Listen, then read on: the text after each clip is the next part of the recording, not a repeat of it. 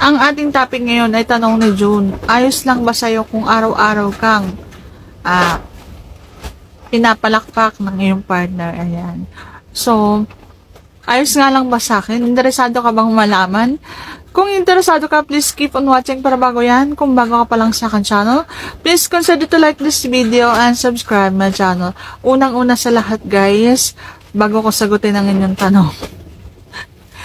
Kung ayos lang ba sa akin, ako po ay isang babaeng gustong-gusto ng laging nakakaramdam ng sarap. So, syempre, masarap na bagay yun eh. Ang sagot sa tanong ni John is, yes, okay na okay. Kahit maya't mayay, basta masarap yan.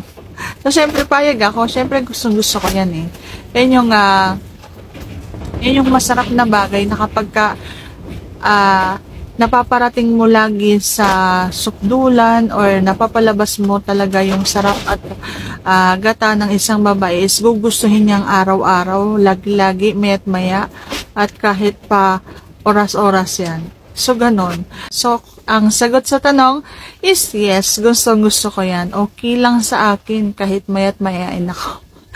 Basta masarap. Okay? So, tatanggi ka pa ba? Masarap yun, masasarapan ka and maraming benefits pa sa katawan yun. Maraming makukuhang benefits sa pakikipagpalakpakan.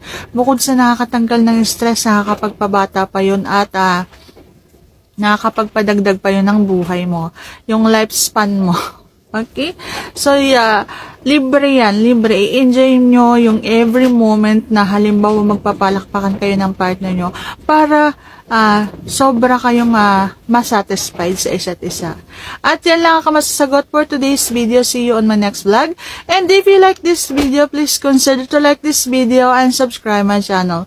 Thank you for watching. See you on my next vlog.